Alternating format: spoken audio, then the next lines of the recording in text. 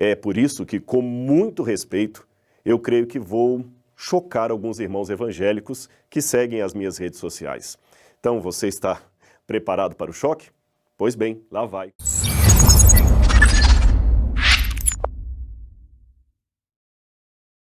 Eu sou fascinado pelo estudo das profecias bíblicas. Elas realmente me encantam. Por isso eu fico muito empolgado quando vejo o tema Apocalipse estampando várias manchetes. É porque, nesses temas, eu vejo uma oportunidade de testemunhar aquilo que eu acredito com relação ao fim dos tempos.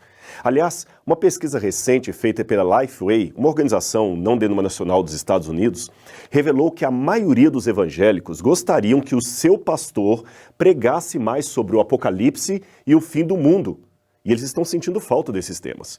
Isso, na verdade, é um bom puxão de orelha naqueles pregadores que vivem falando de autoajuda, esquecendo-se das verdades essenciais da fé. É aí que entra o estudo do Apocalipse. Um livro que, se estudado a fundo, trará um grande reavivamento espiritual para a sua igreja. Deixe-me explicar para você o que significa essa estranha palavra, Apocalipse. É fácil, você vai ver. Em grego, a palavra calipto significa sombra, ok? Sombra. A palavra eu significa bom. Portanto, eucalipto quer dizer boa sombra. Fácil, não é mesmo?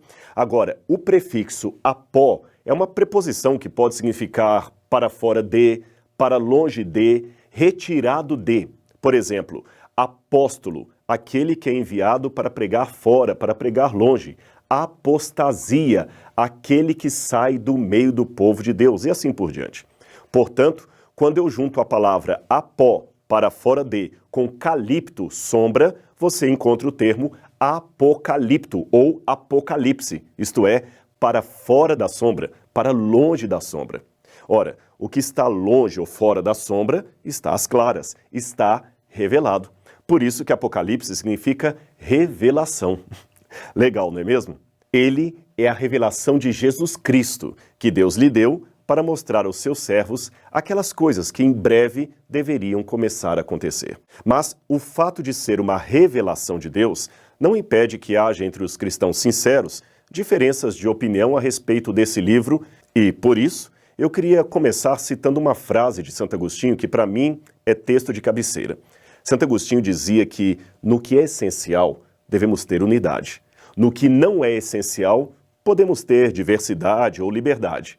Mas em tudo é obrigatório que tenhamos caridade ou amor, especialmente por aquele que pensa diferente de mim. É por isso que, com muito respeito, eu creio que vou chocar alguns irmãos evangélicos que seguem as minhas redes sociais. Então, você está preparado para o choque? Pois bem, lá vai. Eu não creio no arrebatamento da igreja. Pronto. Mas como? Será que o Rodrigo Silva perdeu a sua fé? Não é nada disso. E talvez você se surpreenda em saber que eu não estou sozinho nisto.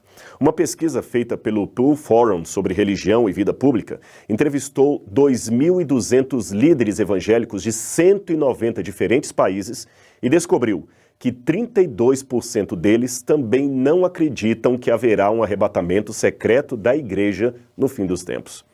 Quando a pesquisa muito semelhante foi feita com teólogos, desta vez norte-americanos, o número daqueles que negavam ou nutriam sérias dúvidas sobre o arrebatamento era da ordem de 60%.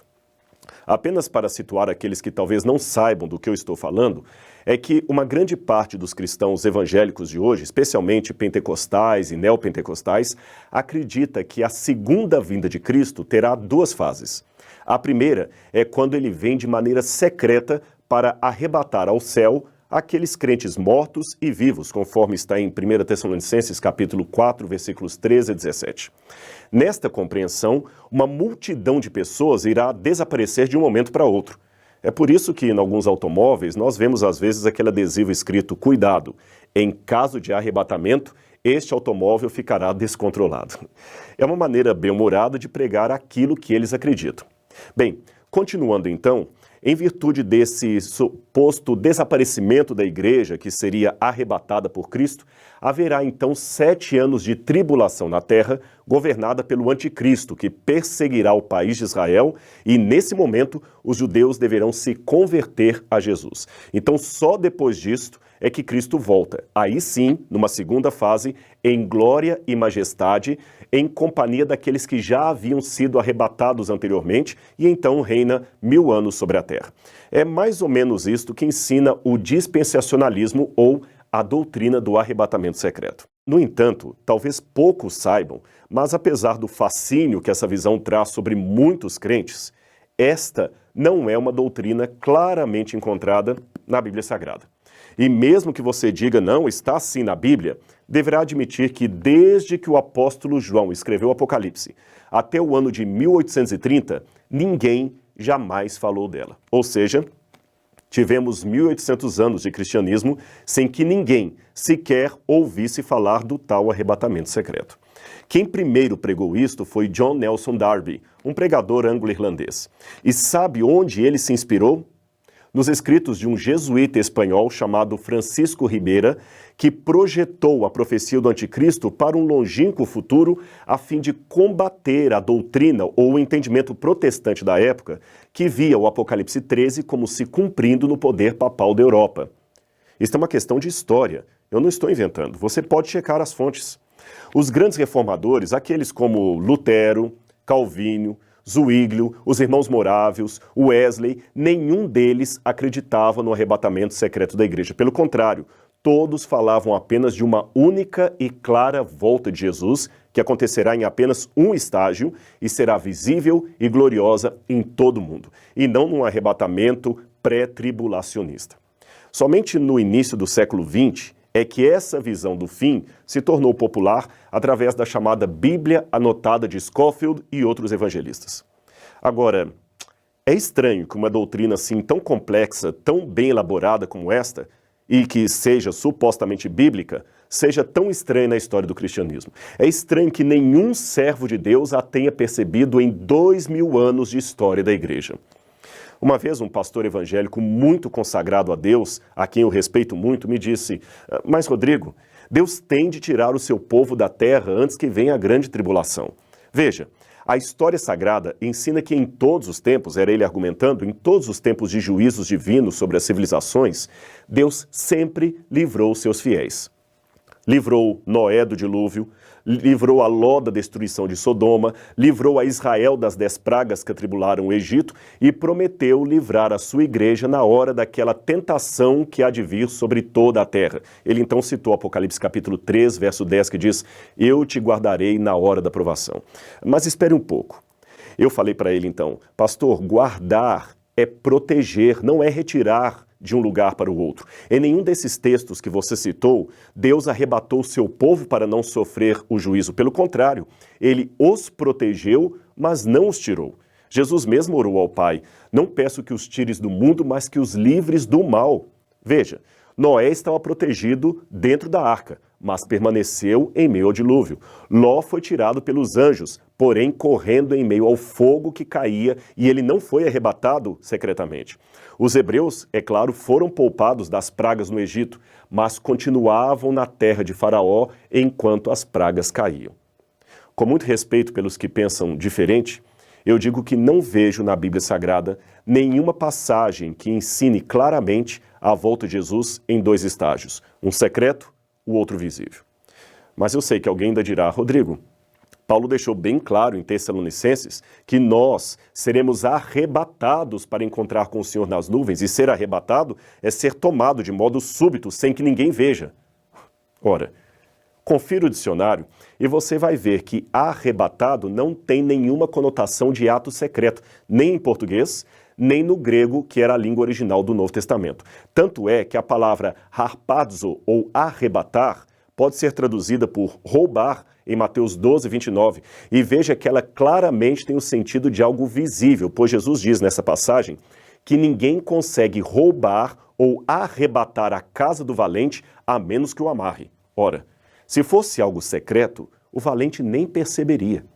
Eu sei que o valente nesse texto da Bíblia representa o inimigo de Deus. E como ser espiritual, ele tem que ser amarrado para que a igreja seja salva ou arrebatada. mas isto não invalida o argumento etimológico de que a palavra original não tem o sentido claro de ação oculta, secreta. Aliás, se você prestar atenção, todos os textos normalmente lidos como referentes ao arrebatamento secreto da igreja possuem em seu contexto um quadro maior de vinda inesperada, porém gloriosa, e visível em todo o mundo, até pelos ímpios. É claro que, pelo tempo, eu não tenho como analisar passagem por passagem, mas eu cito apenas uma delas, que está em Mateus capítulo 24, versos 40 e 41. Ali diz: 2 estarão no campo, um será tomado e deixado o outro. 2 estarão no moinho, uma será tomada e deixada a outra. Será isto um arrebatamento secreto? Creio que não, por 2 motivos. Primeiro, esta passagem segue depois dos versos 30 e 31, que falam da visibilidade mundial da volta de Cristo. Portanto, é depois da vinda gloriosa que esses textos têm lugar. Em segundo lugar, a comparação que Jesus faz imediatamente antes é com o dilúvio. Esse é um dado importante para você entender essa passagem. Você pode ver na sua Bíblia. Ele fala: assim como foi nos dias de Noé, assim será a vinda do Filho do Homem. Nos dias de Noé, os homens não perceberam até que veio o dilúvio e os levou a todos. Note, os que foram levados pelo dilúvio são aqueles que se perderam. Aí ele arremata: do mesmo modo em minha vida. Um será tomado e o outro deixado. Ou seja, um será levado, como os antigos foram levados pelo dilúvio, e o outro será poupado, como poupada foi a família de Noé. Logo, a análise textual nos indica que os que são deixados são os que se salvam, e os que são levados são os que se perdem. Veja com calma na sua Bíblia e você verá que é isto mesmo. Agora, a despeito de qualquer discordância interpretativa ou teológica, uma coisa eu posso dizer com muita convicção. Independente da religião que você professa, ou até mesmo da ausência dela, pois muitos preferem não seguir religião alguma, eu espero que você concorde comigo pelo menos nisto. Jesus ama a mim e a você. E se formos fiéis a Ele, Ele voltará para nos levar ao reino que Ele mesmo prometeu. A sua promessa não falha, e o Apocalipse é a certeza que nós dois temos disso.